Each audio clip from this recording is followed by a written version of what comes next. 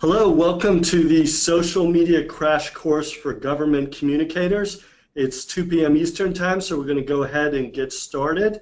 So again, welcome. We're glad that you've joined us. I want to start off just quickly by introducing myself and talking a little bit about who's attending this course. So my name is Robert Wilburn. I'm the Director of Marketing at ArchiveSocial. And this course has come about through our work with over 1,000 agencies around the country. So we work with a lot of local government, city, county government, law enforcement, school districts. And really this has expanded from a first version of this course earlier this year. So we had put together a course. It was a series of emails around resources. And what we found was there was tremendous demand. And so over 1,000 people registered for this course. So afterwards, we took a step back. We spoke with a number of people around the country, and we put together this second version of the course, which is a series of 4 live webinars, really primarily to make it more interactive. We have over 175 participants signed up from around the country. Most of the participants are in a mid to senior level communicator role. So we have PIOs, we have communication directors, we also have social media managers, and so on. So it's a great peer group. We're super excited about it. Okay, so quick housekeeping. All attendees are on mute.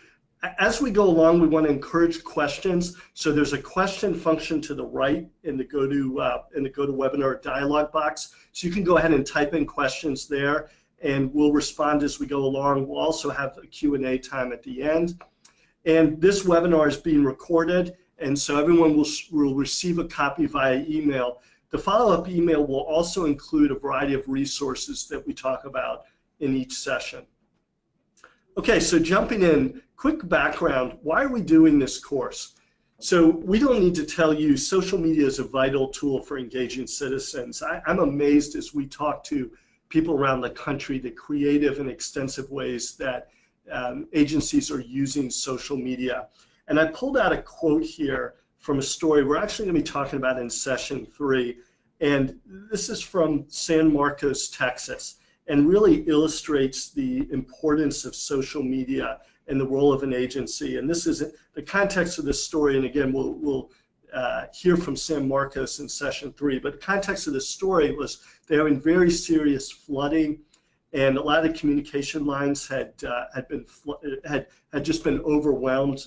People weren't able to get through on the phones, and so they had situations where people were on the roofs of their houses using social media to communicate with their local agencies to be rescued. And it's a really dramatic example of the role social media is playing now in government communications. So that's the great part of social media in terms of its usefulness. The challenge is government use of social media is in the news like never before. Almost every week, we see a new news story about a public official or an agency being sued for its use of social media.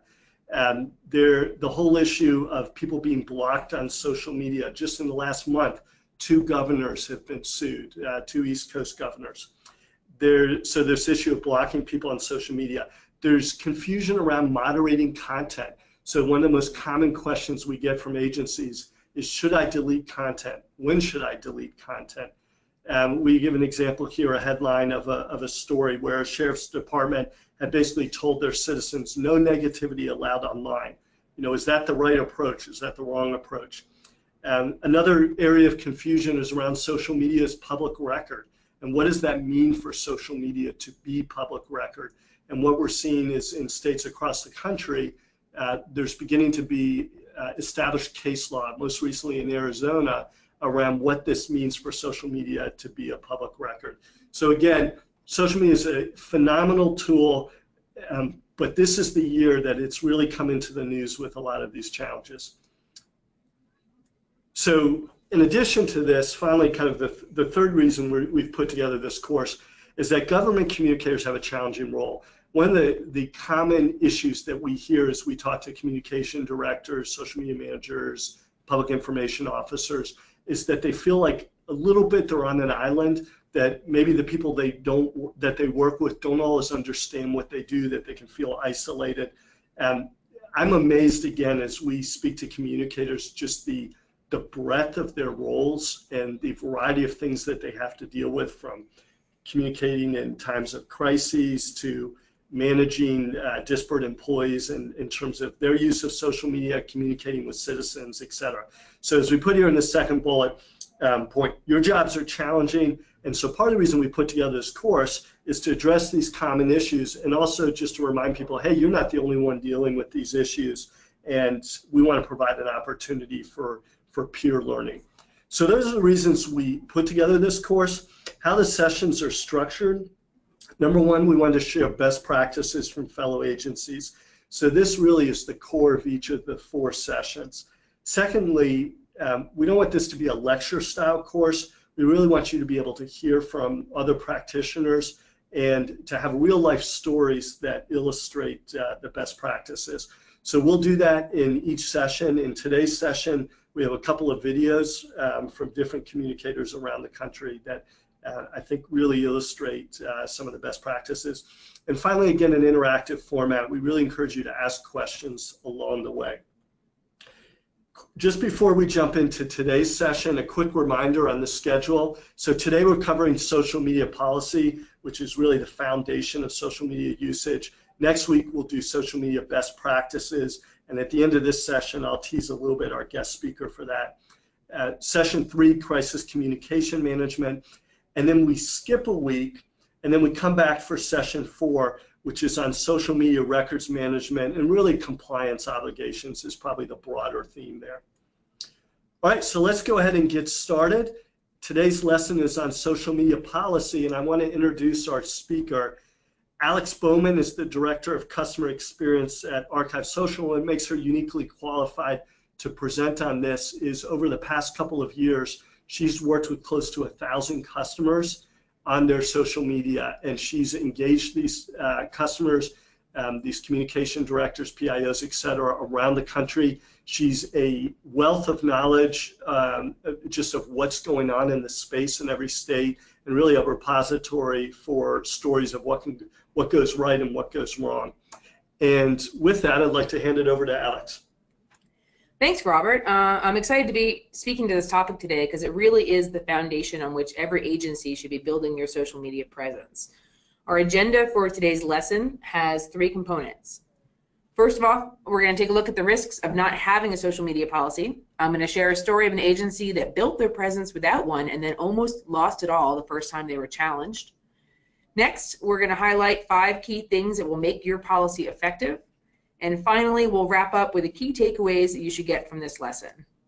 Along the way, we're going to share a number of case studies and real-world examples to help put this in context. And again, you have the opportunity to ask questions using that question box at any time. So before we jump in, let's do a quick poll to find out how many of you already have a policy in place. Many of you may have a policy and are here to find out if it's the right one and what you can do to enforce it. I want to make sure to spend our time together on what matters most to you, so please take a second to click yes or no to this poll question.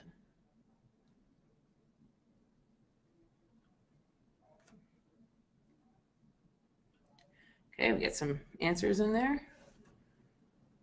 Okay, looks like most people have voted.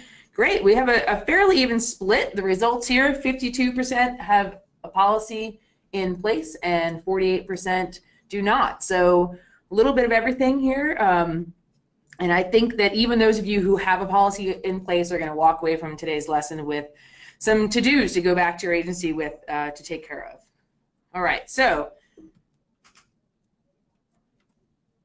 I want to start out with, sorry about that.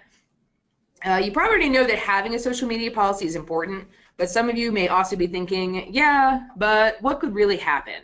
Well, the short answer to that is a lot, but rather than just taking me at my word, let me share a story with you that illustrates these risks. Some of you may have caught this in the news earlier this year about Trenton Police's Facebook page. That's where our story takes place, where the police department was active on Facebook in much the same way that many of you may be. They were using it for the things that law enforcement agencies across the country are doing, sharing emergency information, soliciting crime tips, building community relationships, all that great stuff. The trouble began when an individual noticed that not only had his comments critical of the police department been deleted, but they had also been blocked from accessing the page. He ended up suing the city, claiming that he was denied access to public records that detailed who had been banned and records of the department's policies for handling the social media page. While the suit was over the records access and not necessarily the post, the root cause was really a lack of policy. In fact, while this was going on, the PD deactivated their page, citing a lack of clear policy as the reason for taking it down. So they had been posting as usual. This man came on, was critical, and someone took it upon themselves to delete his comments. And then he came back and challenged them on that, and they realized that their policy really wasn't sufficient. So in the end, the city ended up losing money because they had to pay legal fees for the man who made the request, and they lost access to a key communication tool. They have since published a new policy and reactivated the Facebook page, but they're never going to recover that money and time that was spent, and all of that could be avoided, and that's really why we're here today. So, in short, operating without a policy can cost you. Social media is a valuable communication channel. It's worth protecting it. So if you're going to take the time, put into it, and make it a way to reach your citizens, you definitely need to have some protection in place. Number two, if you don't lay down the rules up front, you're not going to have anything to fall back on when you're challenged. So you really have to establish those guidelines from the beginning. In this case, the comments should have stayed up, but without guidance and training, the employees were left to make crucial and what turned out to be very costly decisions. So you need to not only just establish the policy, but you also have to train your staff and make sure you're not putting individual employees in the position of making decisions that can cost you. So to be clear, the original deletion of comments should not have happened to begin with, but it could have been avoided had the staff had a policy to guide them in the training with how to apply it. We'll talk through the details of how and when to moderate in just a little bit. But first, let's start with the basics of writing and posting a policy. Okay, now that it's crystal clear that you need a social media policy, let's talk about what you need to make it effective. I want to take a moment to let you know that we aren't going to cover the specifics of what goes into a policy here. We have samples that we'll provide to you and the resources at the end of the webinar, and that will be sent to you by email. And there are literally thousands of tried and tested policies online. What we're going to do is discuss are the overriding principles that should be applied to your policy. Number one, have a policy in place. I think you've already heard me say this 5 or 6 times this webinar, so if you haven't gotten that point yet, let's say it again, have a policy in place. Why is it important? It's the foundation on which a strong social media presence is built. Your policy sets the tone for the community you are creating on your page and establishes consistent ground rules for participants. Number two, it gives you control. When people break the rules, it puts you in a better position to enforce them. And finally, you're going to reduce your risk. You're eliminating guesswork for moderators and establishing a limited public forum, which is going to give you a little bit more leeway down the road, which we'll see later. Tip number two, keep it simple. You do not want this to look like that image on the right, which is the kind of terms of service that we all see when we download apps from the App Store and we just scroll through and click agree. That's not the point of your social media policy. The simpler it is, the better. It needs to be brief. It doesn't have to be complicated. And it should include, you should have 2 parts. One is the internal policy for employees, which at most should be 1 or 2 pages. And that's going to be, as part of your employee manual or training for your staff.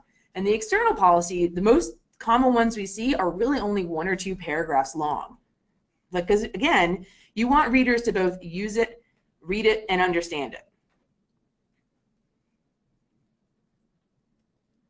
Okay, part 2 of that, keeping it simple. This is an example of an internal policy from the city of Margate, Florida.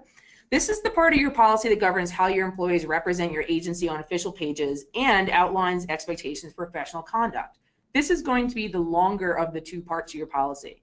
You might have it be a page or 2. Best-in-class internal policies are also going to include a process for establishing new social media profiles, including guidelines that address the purpose of the page, upkeep, branding, and record keeping. As we've seen across country, in the early days of social media, it was kind of Wild West. People would just get ideas, oh, we should have a Facebook page for this. We should have a Twitter account for that. We should set up an Instagram, and things got a little out of control. And we've seen a lot of agencies struggle with this, where they don't even really know what social media is out there representing their city. So a big part of your internal policy has got to be a way to have a process to establish those pages to begin with, to make sure that you have consistent information you're putting out there, the branding is consistent, and you're presenting a unified image of your agency or of your city. If you haven't already done a survey of all the social media profiles out there representing your city or agency, let this be a reminder to you that maybe you should do that soon. You can just put your city or agency's name in Facebook and search, and you'll see what else is out there. You can do the same in Twitter, Instagram, all the different networks. So maybe after this webinar, take a minute and find out who might be representing you online. And if it turns out to be one of your own employees, I think it's time for you to have an internal policy. This is a great example of an external policy from the town of Oro Valley. It clearly states the intent of the site that it's on and lists content types that are prohibited. What we're really trying to show you here is that this is a policy that is a paragraph long. It can be brief. We do typically recommend that the restricted content be a little bit more defined, as we're going to see in the next example from Fremont, California. What you more often see is a bulleted list of prohibited items, and those are fairly standard across the country. So take a look here. This next one is from Fremont. Okay, and you'll see this is what we see more often, where you have a list of items. I know it's in small print. Again, don't worry about having to read this print. We're going to give you some samples at the end, and you can find this on Fremont's website. Because it brings me to tip number 3, post it publicly. Fremont's using a very common list of prohibited content, such as profane or sexual content, political messaging, and things that promote commercial ventures. But what's notable is you'll see it's very easy to find on their Facebook page in the About section. That's typically where we're going to see that on Facebook. But they also have a link to it on their website that's more general and shares the information that can be found from any of the networks on the website. That becomes important for other networks. For example, Twitter and Instagram don't really have an easy place to put a policy. They only have a line or two available for your description. So this is a great place to share the link we talked about on the previous slide, linking back to your website where you can post the full version of your policy. But again, you do want to point out to your users that it exists and that you're going to be paying attention to it. Okay, now that we've discussed the basics, oops, go back slide. Let's get to the real heart of this issue, moderating content. I've got a couple questions that have come in on this topic, so thank you for putting those in. We are going to talk about those in depth in a minute. Remember that having a policy is only the first step in keeping the conversation civil on social media. Step 2 is learning how to apply your policy fairly and consistently. The truth is, many agencies don't actively moderate their pages, but they have a policy in place to reserve the right to do so. Before we get into the nitty-gritty of how to do that and the best practices for actually using your policy to moderate your content, let's do a quick poll of the audience to find out how many people here are actively moderating. So go ahead and take a minute to answer that question.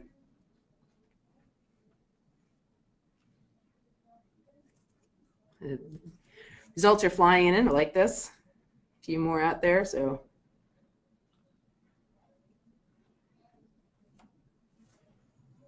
okay. Okay, if you haven't voted, now's your chance. Quick click yes or no, and we'll get to the results. All right, the results are there. Do we actively moderate content on your social media pages? Most of you are doing this, which is not uncommon, and a few of you are not. I'd love to know the reasons. For those of you who have chosen not to, if those are the ones who don't have a policy in place, or you've just decided to take a more cautious approach in terms of First Amendment, or a more open approach in terms of communicating with your citizens. We'll talk about both of those in a minute, but it looks like the overwhelming majority of our attendees are in fact moderating their posts on social media. If you are in that camp that does moderate, It's critical that you do it consistently and fairly. Those are the terms that I'm going to keep repeating throughout the rest of this webinar, consistently and fairly. Oh, we got a nice note from one of our attendees that the federal government does not allow moderating of comments. That's definitely been a topic in the news a lot lately in terms of banning users, which we are not going to touch on today, but I'd love to know more about what you guys think of that news item. But back to, if you are moderating, it's critical to do it consistently and fairly. A lot of agencies have decided not to moderate, and that's fine. We have, like I said, about 17% of you have made that decision. Just know that if you do regularly delete or hide content, you need to be sure to stay on the right side of the First Amendment. Now, I want to put in a disclaimer here. I am not a lawyer, and this is not legal advice. The case law around this is still emerging, and what I'm sharing with you here are the best practices that we've seen at this point in time. Please do consult with your city or county attorney on your own moderation policy and make sure you have buy-in from your legal team before you apply it. So while you want to look around for the best practices from other agencies, make sure you're checking in with your agency's legal team before you just jump in. What I want to offer you, though, is some clarity on the difference between moderating for opinion and moderating for content.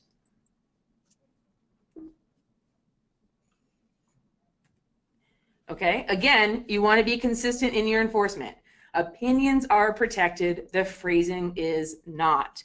What this means is you might have two comments on your page, both of them critical of your agency. One of them is filled with swear words and the other one is not. Guess what? The one that's filled with swear words, if your policy says no profane language, you can take that down. The one that's just critical of your agency, you can't take that down. You have to leave that up. You cannot make decisions based on the opinion expressed in the comments. You only can base it on the format that it takes, or if it's off topic, and we'll get more into that in just a moment. There are types of speech that are a little bit less protected, including with the things I've mentioned, profane language, commercial content, copyright violations. But again, it really gets back to that test of whether or not it's an opinion or if it's the phrasing of that is what's violating your policy. At the end of the webinar, we're going to share a great resource that walks you through all of this and will help you understand. So stay tuned for that. It does go into depth on these differences between these different things. But again, from the top, only hide things that are delete things that are violating your policy. Don't just remove content because it's critical, and be consistent. Number one, be consistent. Now let's look at an example of this gone wrong. You may have heard this case. We mentioned it at the beginning of the webinar. Here's a post from the Bell County, Texas Sheriff's Department that illustrates the position you do not want to find yourself in. While at this point in the story, the sheriff announced that all comments would be prohibited, or nothing, the all or nothing approach, it started out with the department removing only the critical comments. And as one attorney from Texas said, the Bell County Sheriff's Office violates free speech rights when they shut down speech or censor speech that criticizes their actions while hosting speech this government agency approves. That is the very essence of illegal censorship. Again, this comes down to you can't moderate based on the opinion expressed in the post, only in the form that it takes in one of those prohibited types of speech. So while this example hasn't actually resulted in a lawsuit just yet, there is a similar case in Hunt County, Texas that has. So really what I want you guys to come away with at this lesson is, how do you avoid becoming the case law? Let's take a look.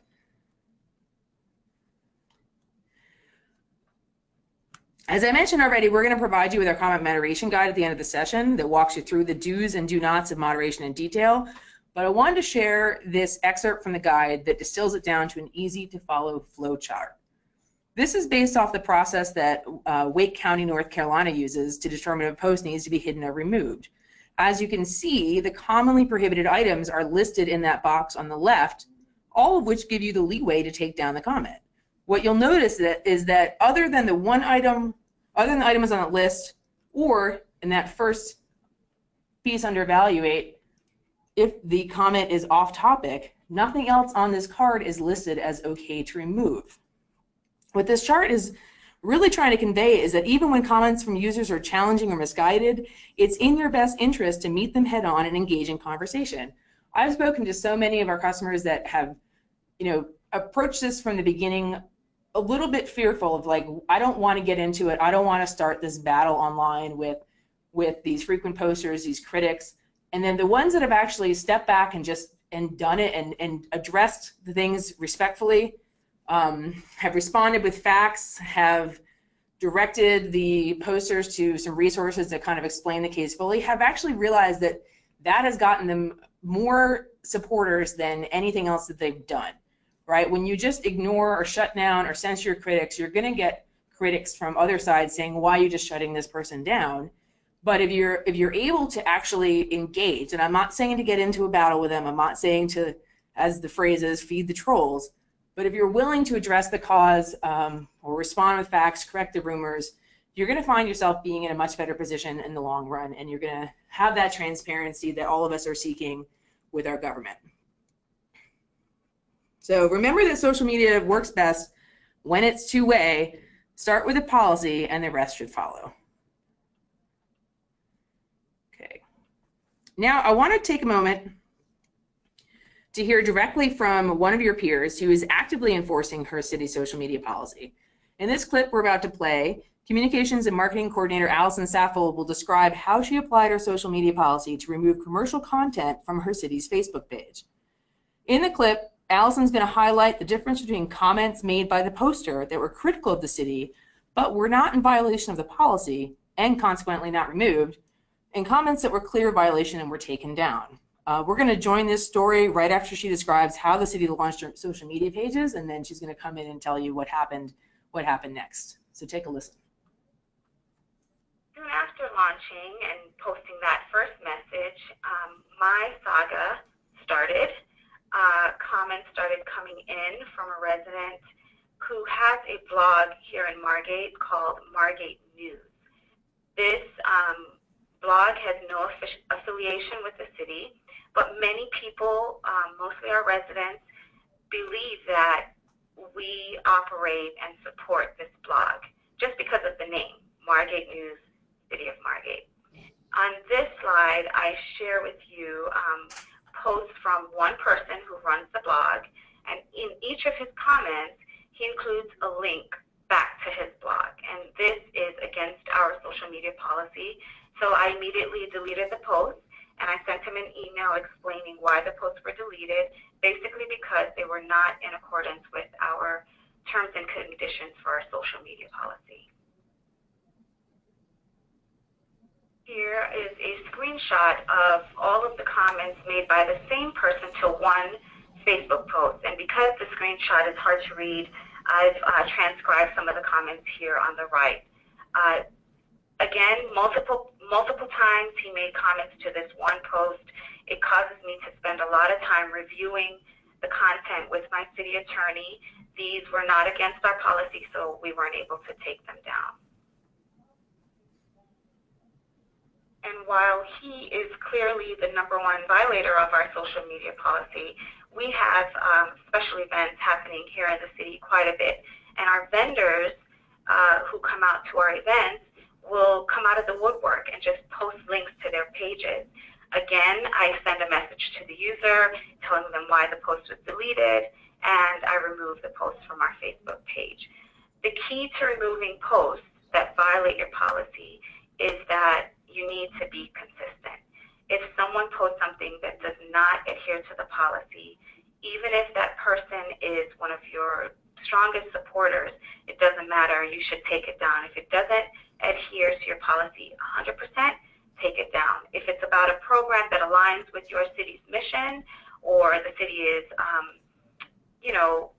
supporting that event, if it's against the policy, take it down, because then you won't be accused of being selective. And folks, they'll understand after a while, after you keep taking down and telling them the reason why you're taking down a post, they'll understand the do's and don'ts of your page and your policy.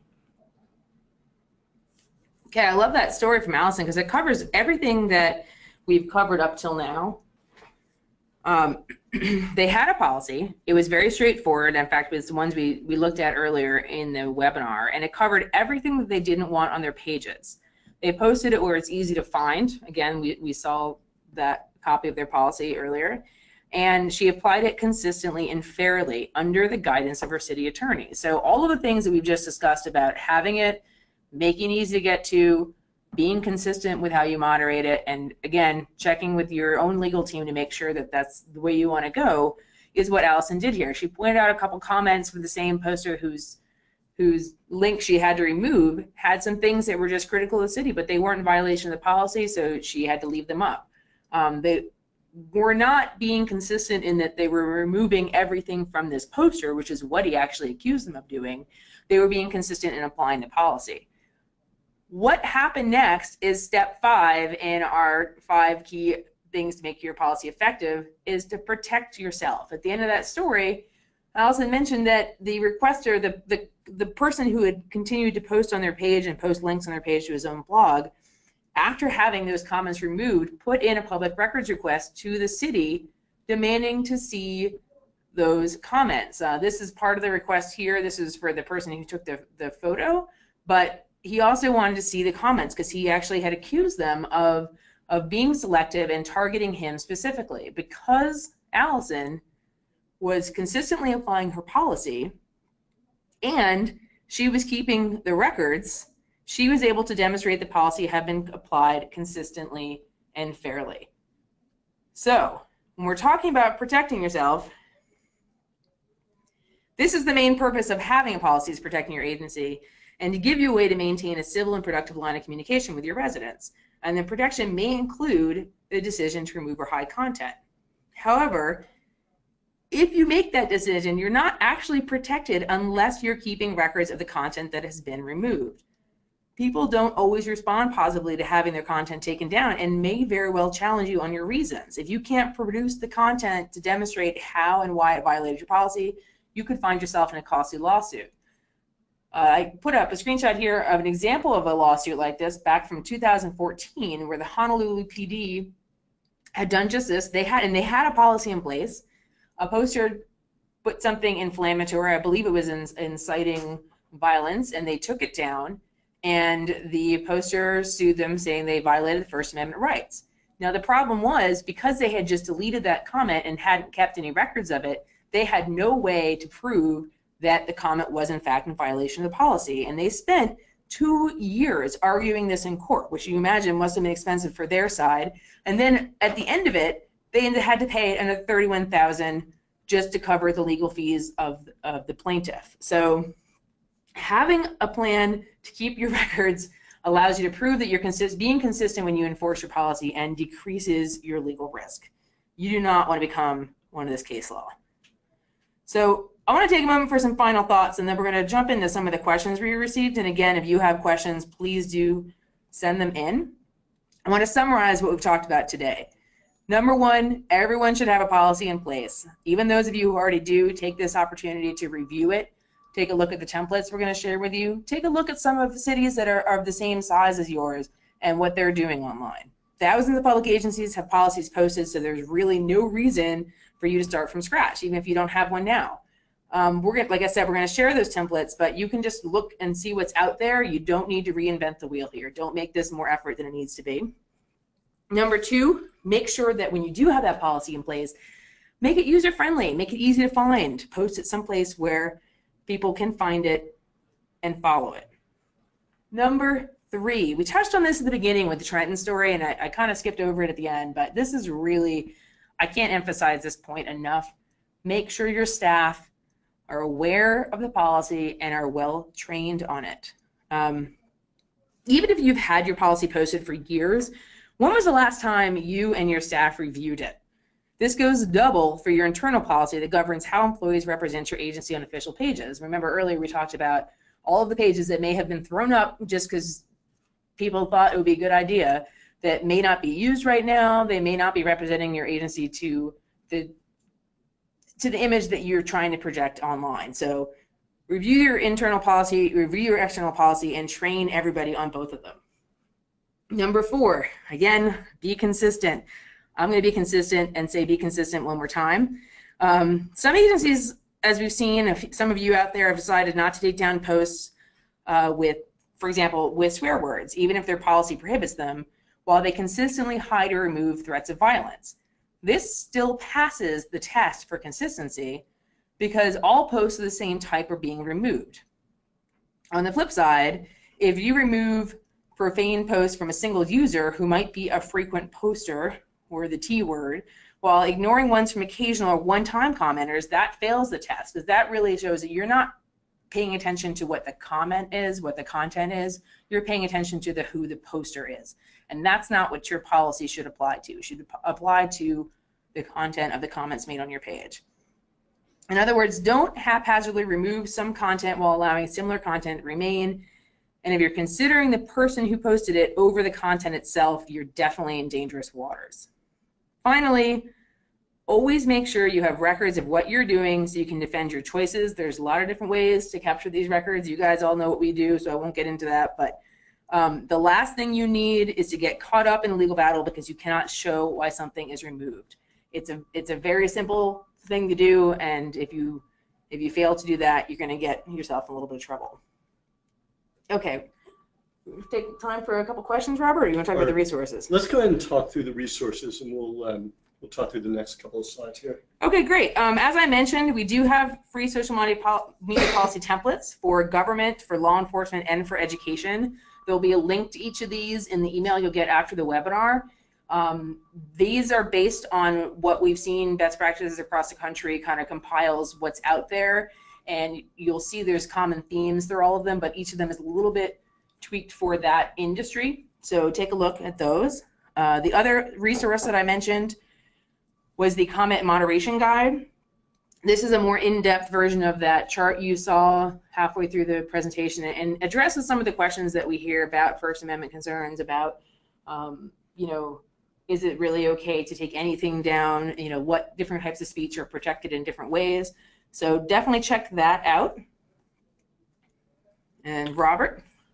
Okay, great. And just before we go to Q&A with Alex here, I want to just quickly tease next week. So next week is going to be around social media best practices. So again, sharing best practices for how we see agencies across the country using social media.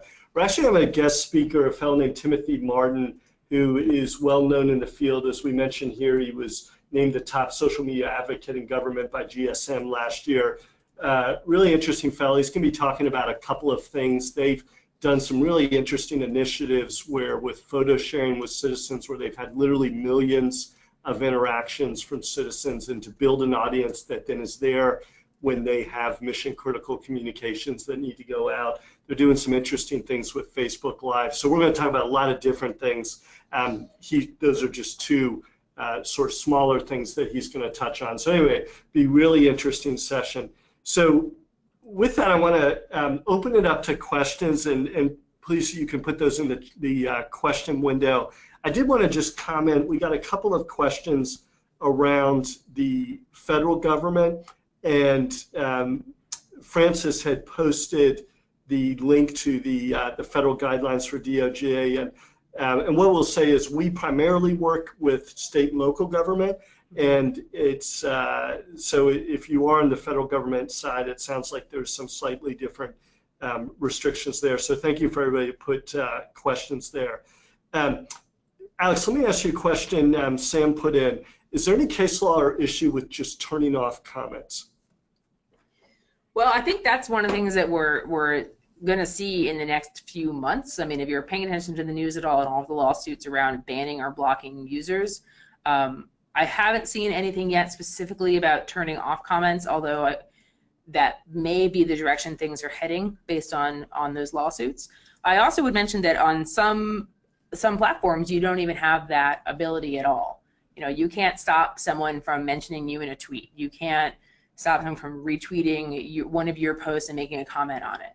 And on Facebook, they keep changing. It feels like those of you who've been around for a while, they keep changing what you can do with comments every few months.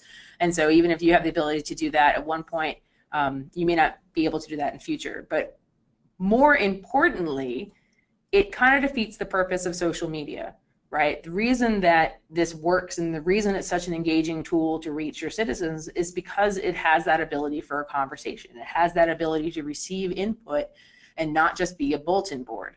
So even on the platforms where you can just turn comments off, or certain posts you turn comments off, keep in mind that when you're doing that, you're shutting down that conversation. And like I mentioned before, the people that I've talked to who have taken the leap of faith and open up those comments and open up addressing them is have really seen dividends from that behavior. And I think that that's a great thing that we're going to talk about next week with Timothy Martin, because he has a lot of experience in this arena, and I think we'll definitely make sure to pose that question to him as well. Yeah, and Alex, just when you read that last, or that question that came in at the bottom there, I'll echo what Alex said. We were talking last week with a sheriff who mentioned he compared it to being a parent, and he was saying their policy was they basically moderated almost nothing, again, short of sexually explicit content, profanity, et cetera. And kind of his view was, just as with a child, sometimes it's helpful to vent, that they really felt it was helpful for their citizens to be able to quote unquote vent. And I thought that was an interesting perspective. So Alex, we had a question there from Jeff. Do you want to address that? Sure. So Jeff asked, he said that he's had trouble getting rid of old Facebook pages set up by old employees. Pages don't say who the admins are. Facebook can't tell him. And he's gone as far as to have Facebook send him a message, but still the old pages remain.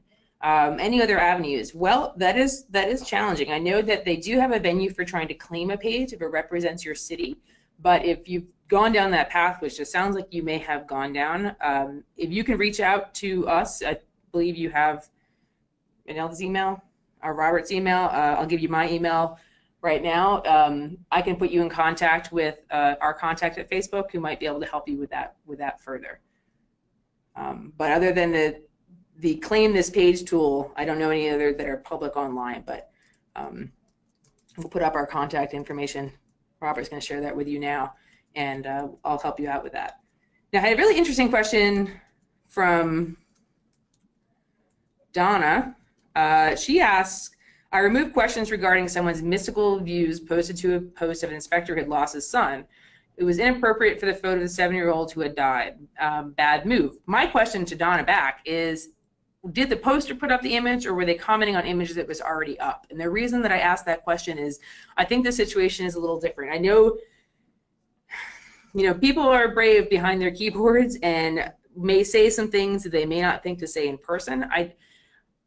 Unless you have a policy in place that expressly prohibits those views, and I can't see a legal policy being written that would allow you to censor that viewpoint.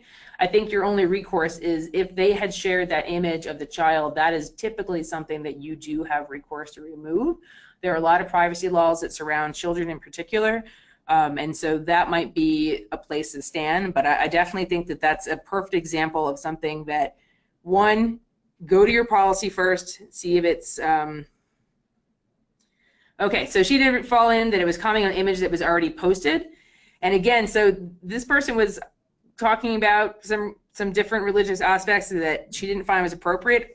Unfortunately, this goes back to that opinion piece. You may not agree with the opinion, but if it's not violating your policy and it's not one of those lesser classes of speech like profane language, threats of violence, things like that, I'm afraid to tell you that you probably should have left that one up. Let's hope that you have a record of it. Okay, great. So any other questions here before we wrap up for today? And thanks for all those questions. Okay, great. Well, we've got a great session here today. We're looking forward to seeing you all next week. So again, we're going to send a follow-up email. We'll include all of these resources.